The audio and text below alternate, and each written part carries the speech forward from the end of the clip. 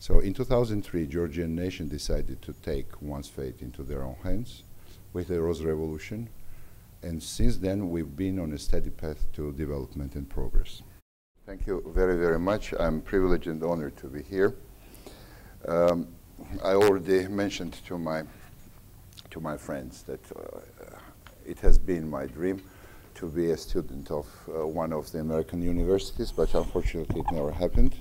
I was born in a very different country, and passport with exit visa, which you have never heard about, was not that frequent amongst Georgians.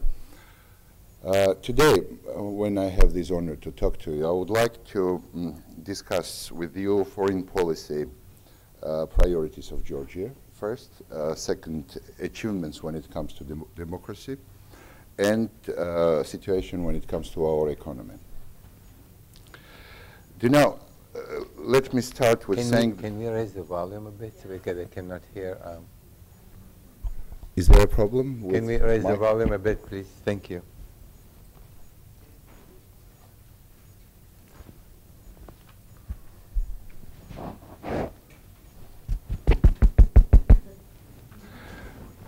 So, is it okay? Better. So I would like to briefly tell you what Georgia was until 2003. For better understanding what we have achieved since 2003. You know, at that time, Georgia possessed every feature of the failed state. The country was ruined, basically. There was no economy, political bankruptcy, pervasive system of courts, systematic state-run corruption, and absolutely dismal international standing. In 2003, the budget was 300 million lari, excuse me, but it was a nominal figure because the coffers were empty. Foreign reserves were close to 60 million, incredible figure of $60 million, and the country was frozen out without electricity and heat. Now, there was a lot of contribution from our Russian friends to this situation, but we made incredible amount of mistakes ourselves. So in 2003, Georgian nation decided to take one's fate into their own hands with the Rose Revolution, and since then we've been on a steady path to development and progress. When we're discussing the aim purposes and main targets of the Rose Revolution, we shall remember that the summary of those targets can be expressed in a very brief and easily understandable notions, which is return to Euro and Euro-Atlantic family of the nations we've been deprived of, build a viable, democratic, liberal civil society, and have a liberal, free economy. Quite understandably, our foreign policy goals are in full accordance with those targets. That's why my ministry's prime goal is accession to the European Union and to NATO, alphabetically. Let's start with the European Union.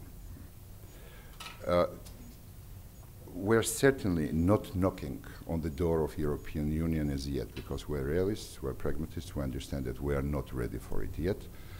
But while we are steadily developing our economy, we would like to get as close to the European Union as possible.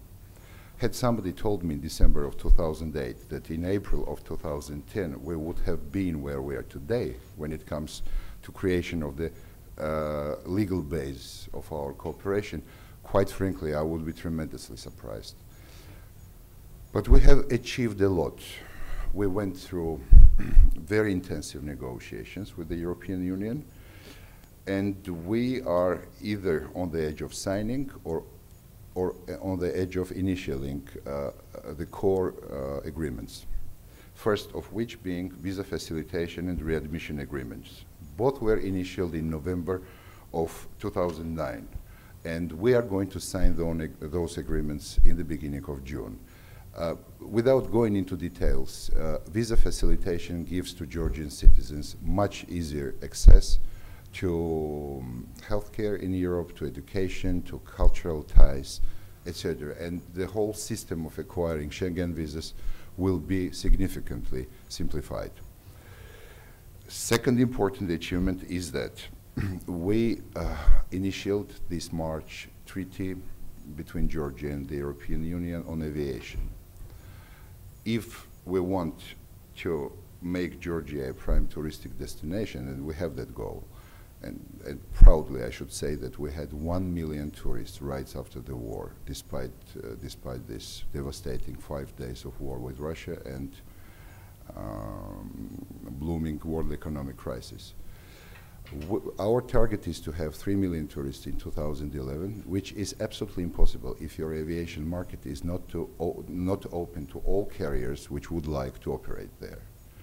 That's why we are bringing our rules and aviation rules and regulations to European Union standards, synchronizing them and opening our market doors to each and every European carrier which would like to operate in Georgia. And of course, the most welcome are budget airlines.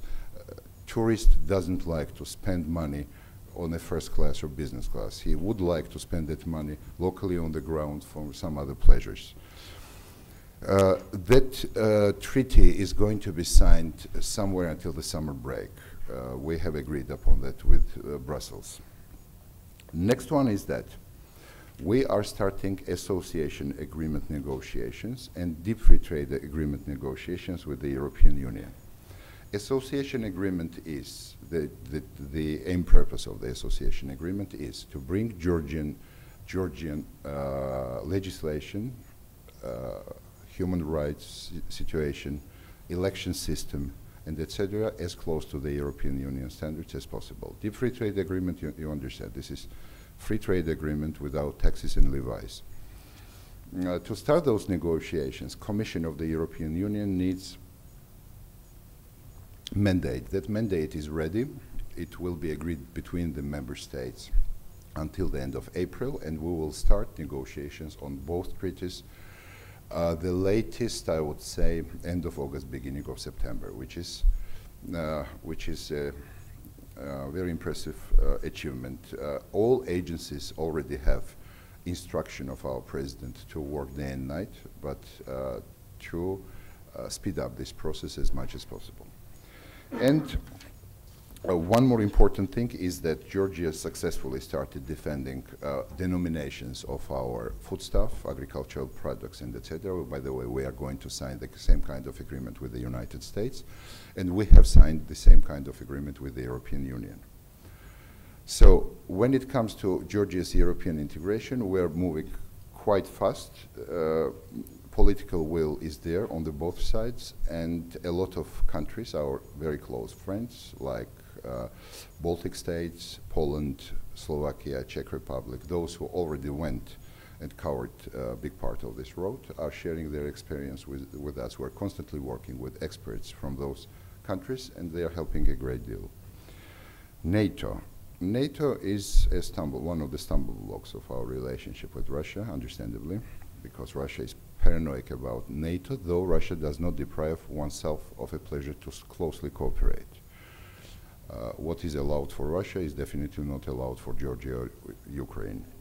And allow me to stress from the very beginning that our NATO integration path is not just a policy or ambition of Georgian government. It is a goal of the whole society. 79% of Georgians, and this is the latest survey, are firm and unwavering supporters of Georgia's membership within this alliance. The alliance positive assessment of our performance in implementing the individual partnership action plan, which is given to every candidate state, ended up in moving us to another stage, which is annual national program, and creation of a special body for our cooperation, which is called NATO-Georgia Commission. It is also an achievement, but partly a compromise, because nobody wants to irritate Russia. We have invented something which is substitute to membership action plan, but has the same substance. It's called otherwise. And those new mechanisms, and both of them, the NATO-Georgia Commission and Annual National Program, both were launched in 2008, and we have already proved effective in advancing our NATO integration goal. We believe that eventually, sooner or later, but sooner than later, we'll become full-fledged members of the alliance. By the meanwhile, we're attributing necessary funds for our defense. We are upgrading our defense capabilities, and we're participating in NATO-led operations.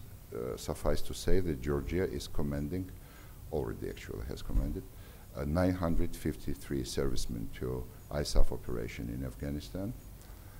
We have one doctor, a military doctor stationed there, 2 general staff officers together with Turkish contingent, and this is not the end. In 2011, we are going to participate more in civil part of this operation, and we're sending more doctors. Emphasis will be on the ladies, because Afghan ladies are not that keen to go to male doctors. Everybody is asking us why we're doing this. Are we trying to buy an easy ticket for membership? No, we are not. Because we have a good historical memory. We know what Afghanistan did to the Soviet Union. And God save us, if coalition is defeated in Afghanistan, Georgia is much closer to Afghanistan than any European country or the United States.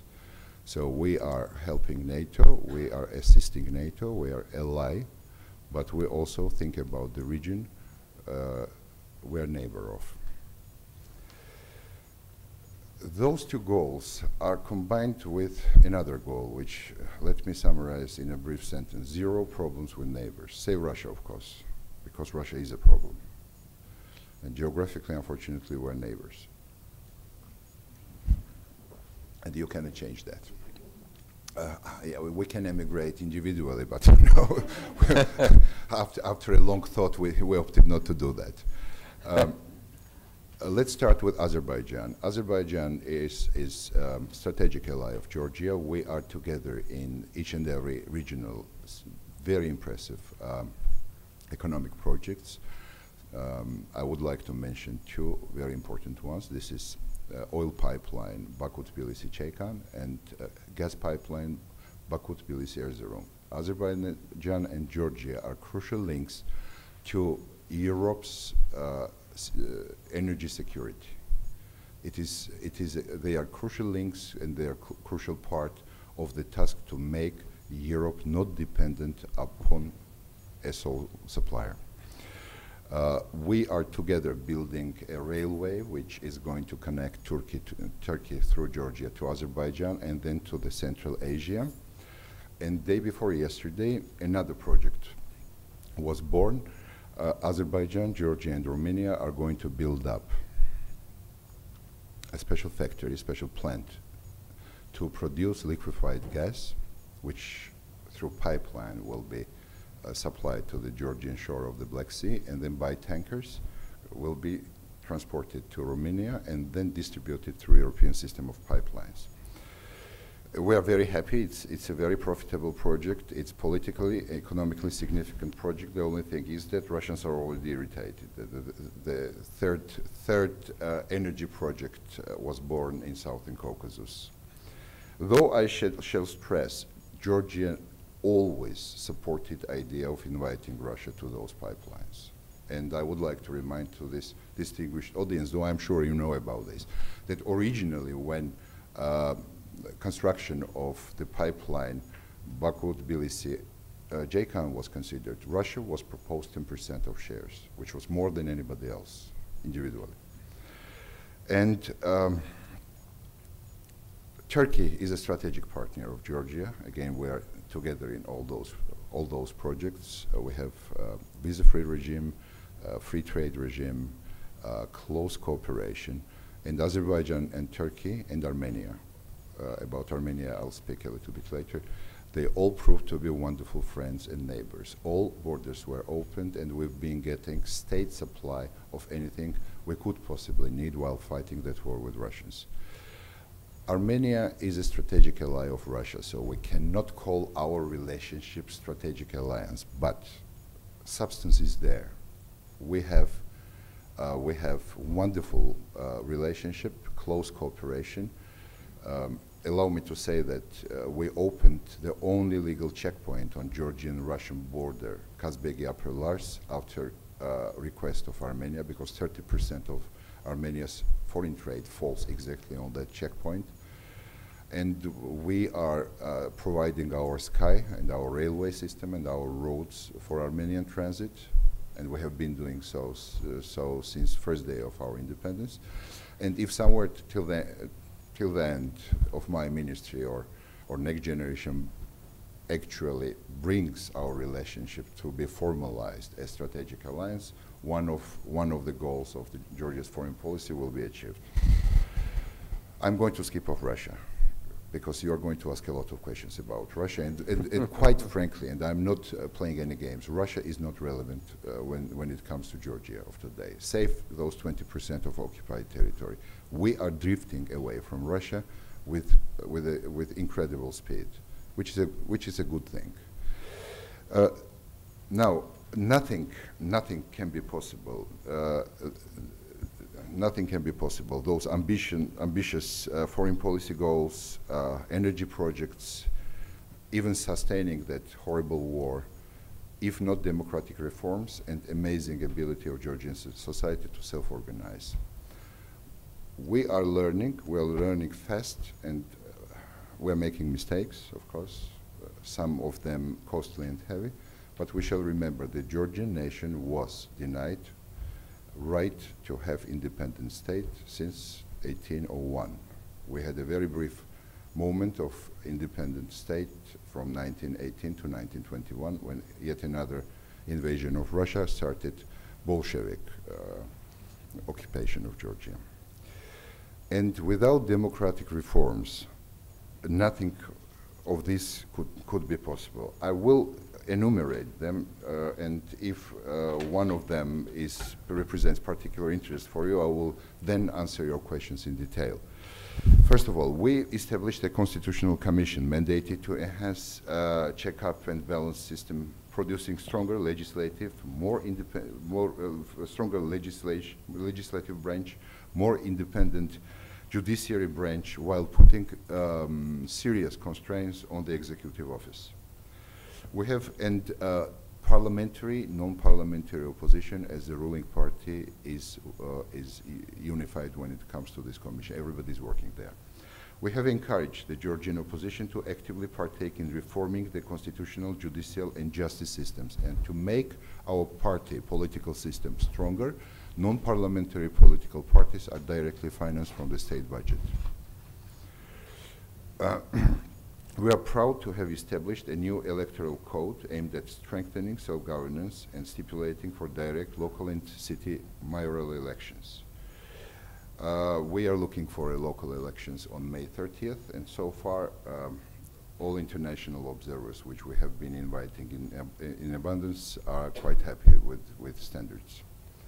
We have guaranteed greater political participation as well as transparency of civilian control over the defense and security sectors.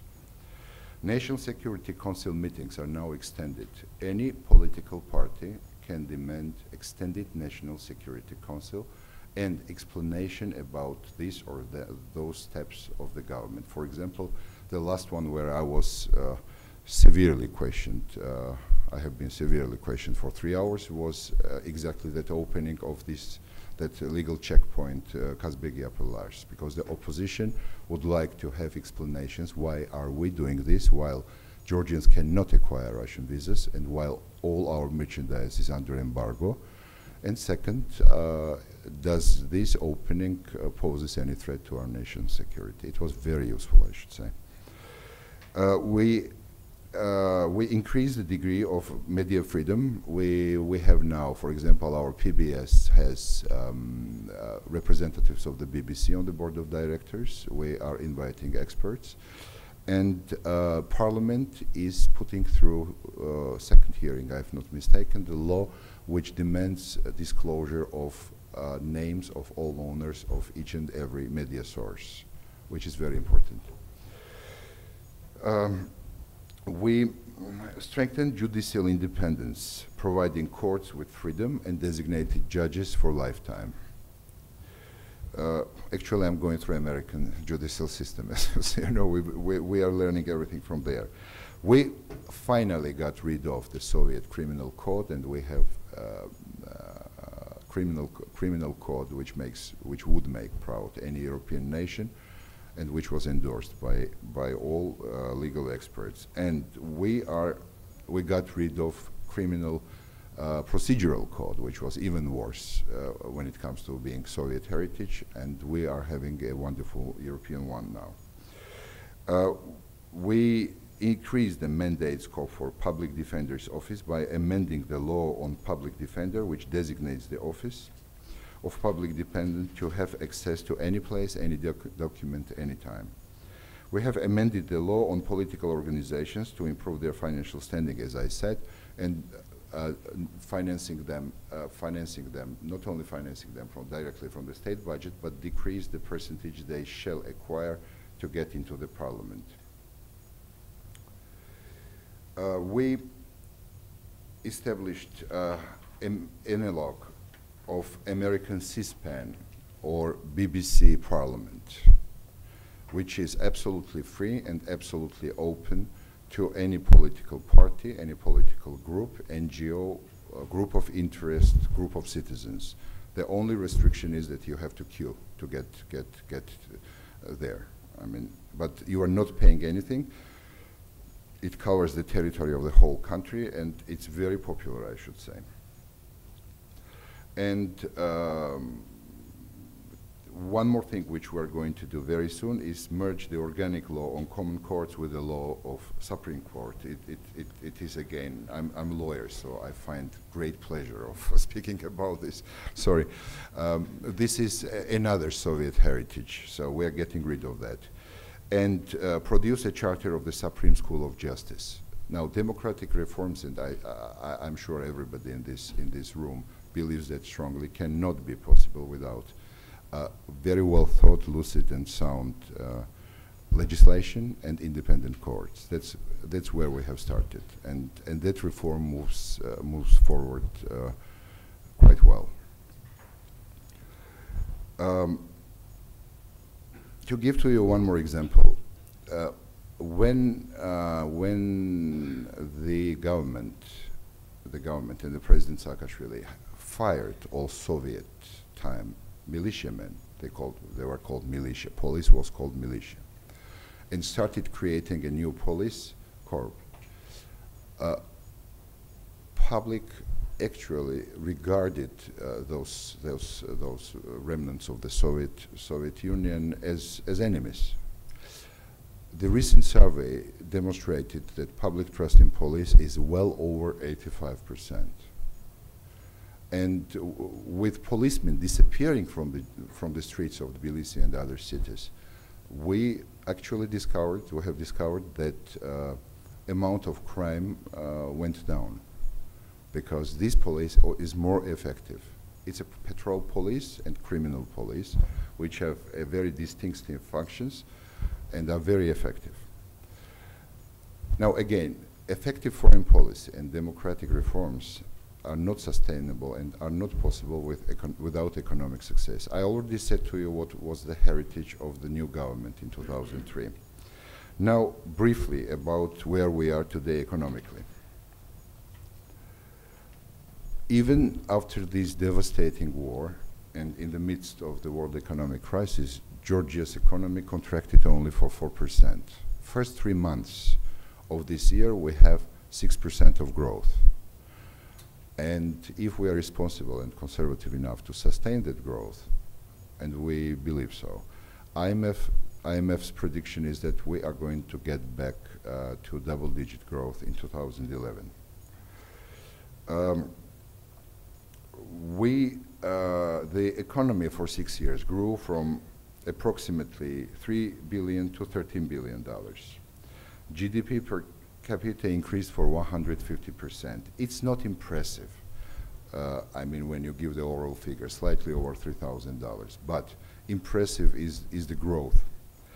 Um, the foreign reserves, foreign currency reserves are well over $2 billion. We have a big problem. Our economy is direct foreign investment driven, so it's crucially important to have as many investment as possible. Unfortunately, after the war, we had the sad effect of nearly halving those investments. We had more than $2.5 billion right before the war, and we had only 700, close to 900 million this year, which is not good. And unemployment, it is a very big problem, close to 20%. And we have structural employment, when from one side you have jobs, and from other side you have untrained job seekers, which means that the state shall open special schools to retrain them, and we already started this. 23 professional centers are going to be opened close to the fall. We are the only emerging economy whose evaluation of all sovereign credit worthiness was upgraded by the Fitch ratings in 2009. We have moved from 112th place in 2005 to the 11th last year in terms of having the freest economy according to the World Bank ratings. But we are not happy. We want to get into the first 10. Likewise, World Bank ranked Georgia the 5th easiest country in the world for employers to employ workers. Georgia has been ranked 4th best performer worldwide by Forbes survey, and only Qatar, United Arab Emirates, Singapore are beating our results. Georgia's rating in the Ease of Doing Business survey was further improved from 15th to 11th, again according to the World Bank. By the same ratings, we are among top 10 countries in terms of ease of obtaining construction permits and other permits. I mean, in Georgia, it takes 30 minutes to create a new company.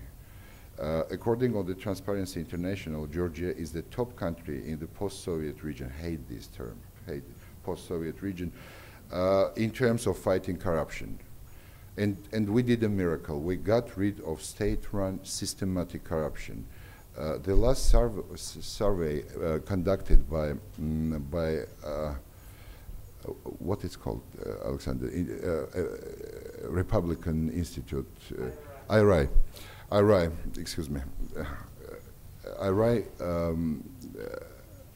the result was that 97% of Georgians has not given bribe for the last 5 years. And actually, I tend to trust those figures. It sounds very nice to be true, maybe, but it is somewhere very close to that. And in the Index of Economic Freedom 2010, published by the Heritage Foundation, Georgia holds 26th place amongst 183 nations. We are not happy with this figure. We are going to be upgraded. So our reform policy is aimed at attracting investments, freeing our businesses from bureaucratic burden, and creating a business-friendly economic environment to generate growth and education without kids getting the necessary professions. I mean, we have thousands of historians, but hotel managers are hunted around, and they are changing jobs like gloves, you know, and getting more and more with each and every next job. We have, and last thing about economy, we reformed the taxation system, and we have handful of flat and low taxes. Personal income tax will be reduced from 20 to 15 this year, and eventually after 2012 we would like to lower it to 12.5. Corporate tax, income tax is 15%. VAT was lowered from 25 to 18, and property tax is 1%. And amazingly enough, you know, we lowered taxes after the war, and it helped to revive economy. That's, instead of taxing economy more, we opted for more freedom. It brought results.